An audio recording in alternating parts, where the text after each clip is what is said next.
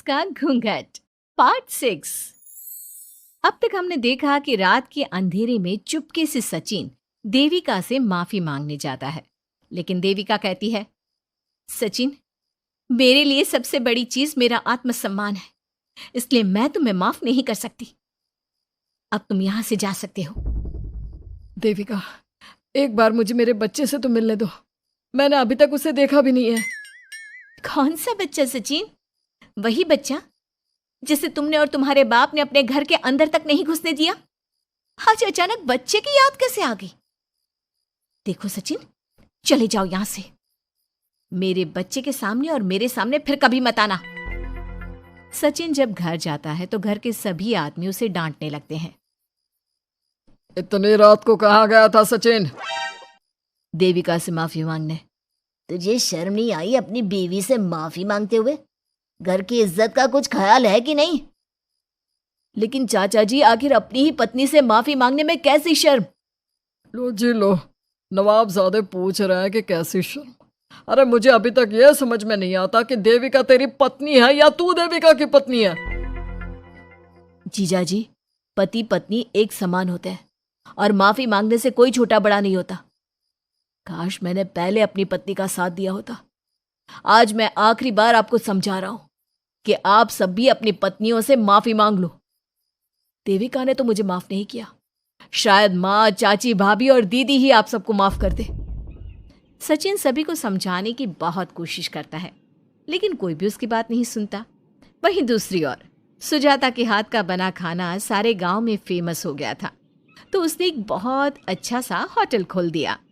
देविका, मैं चाहती हूँ मेरे होटल की सबसे पहली ग्राहक तुम ही हो, क्योंकि तुम्हारी वजह से ही आज मैं अपना खुद का होटल खोल पाई हूँ। क्यों नहीं भाभी? लेकिन भाभी, आपको अब अपने होटल में ना सिर्फ इंडियन खाना बनाना है, बल्कि इटालियन, चाइनीज और फ्रेंच खाना भी बनाना होगा। सुजाता सभी औरतों को अपने होटल का खाना खिलाती है। खाना खाने के बाद कम्मो कहती है, अरे बहू, इतना अच्छा खाना तो मैं भी नहीं बना सकती। तू तो वो हो गई, क्या कहते हैं उसे? मास्टर शेफ चाची जी। हाँ, मास्टर शेफ। बहू, अब तेरा होटल चलेगा नहीं बल्कि दौड़ेगा। हाँ बहू, तूने सच में खाना बहुत स्वादिष्ट बनाया है। अब वीना बेटी, तुझे क्या करना है? अपना बुटीक कब खोलेगी? माँ, कल ही कर देती हूँ। दुकान और सिलाई मशीनों का सारा काम हो गया है और वर्कर भी आ जाएंगे। तो ठीक है, फिर अच्छे काम के लिए देर नहीं करनी चाहिए। देविका, मैं चाहती हूँ कि मेरी दुकान का इनॉग्रेशन तुम करो। आखिर तुम्हारी वजह से तो मेरा बुटीक खुल रहा है। अगले दिन वीना भी अपना बुटीक खोल लेती है। उसका बुटीक भी चलने लगता है। माँ, आजकल ना कस्टमर ज़्यादा हो गए हैं। बुटीक में जो वर्कर है वो वर्कर कम पड़ रहे हैं। मुझे और वर्कर की ज़रूरत है।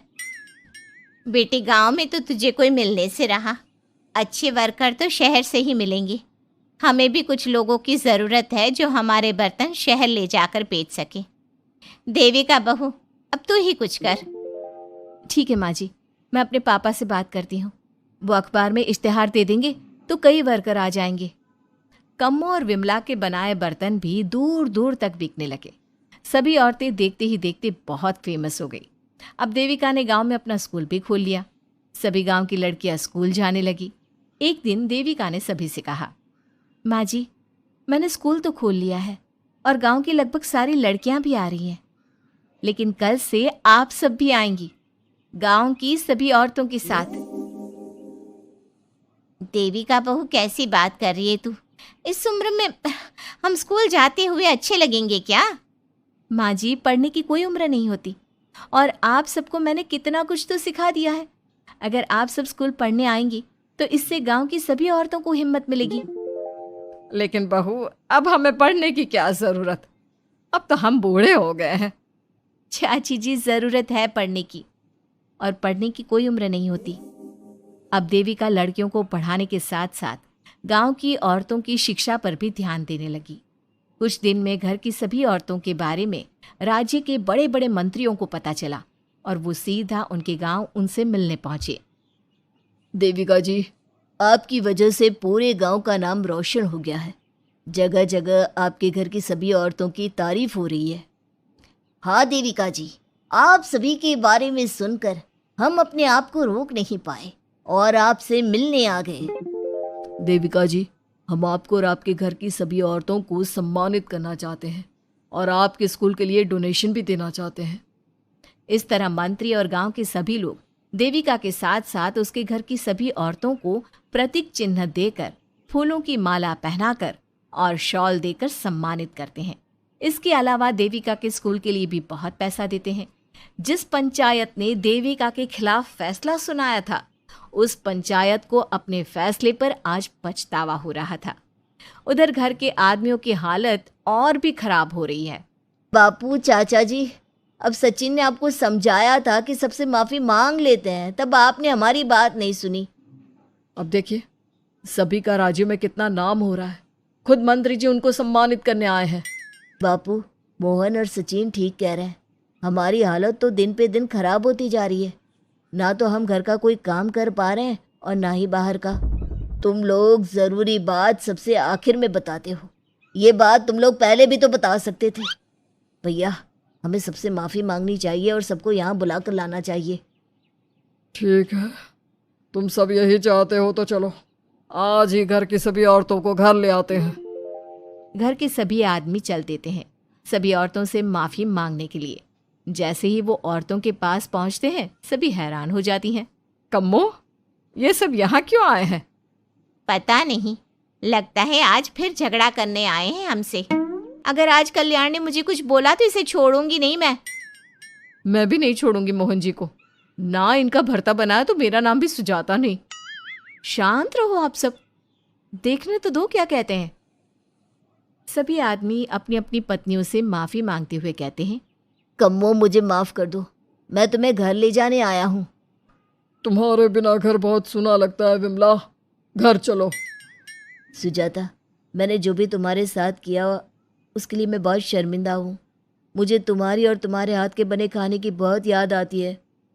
तुम मेरे साथ घर चलोगी ना? वीना, वो घर मेरा नहीं तुम्हारा है और मैं नहीं चाहता कि तुम मेरी वजह से अपना घर छोड़ दो। इसलिए अपने घर चलो और हम सबको माफ़ कर दो। अपने पतियों की इस तरह माफ़ी मांगने से सभी औरतें अपने पतियों को माफ़ करके उनके साथ जाने को तैयार हो जाती हैं। लेकिन देविका घर आने से मना कर देती है। सभी औरतें उसे समझाती है, देविका बहू, अब घर जाने में क्या दिक्कत है?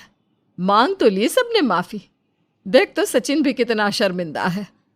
हाँ बहू, हमारी लड़ाई तो यही थी कि ये हमसे माफ़ी मांगकर इज्जत के साथ घर ले जाए। अब घर चलने से तेरी शादी बच सकती है। चाची जी, मैं पहले भी बता चुकी हूँ, अब दोबारा से फिर कह रही हूँ, मेरे लिए शादी से बड़ा है आत्मसम्मान।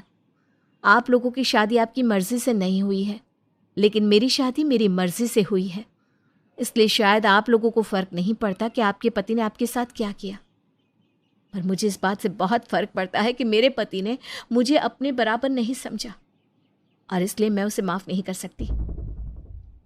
देविका, मैं अपने बर्ताव के लिए बहुत शर्मिंदा हूँ।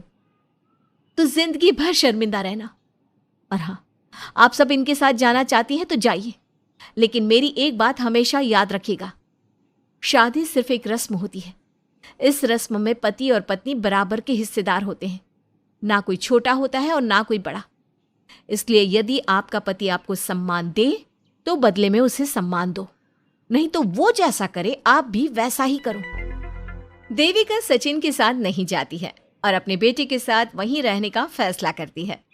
अब वो न सिर्फ अपने गांव बल्कि हर जगह जाकर महिला शिक्षा और उनके अधिकारों का प्रचार करती है। हमारे प्यारे दर्शकों, हमें कमेंट करके ज़रूर बताएं कि देविका का ये फैसला आपको कैसा लगा और हमारी कहानी सास का घूंघट आपको कैसी लगी। इसी तरह की मज़ेदार कहानी सुनने के लिए हमारे चैनल को सब्सक्राइब ज़रूर करें।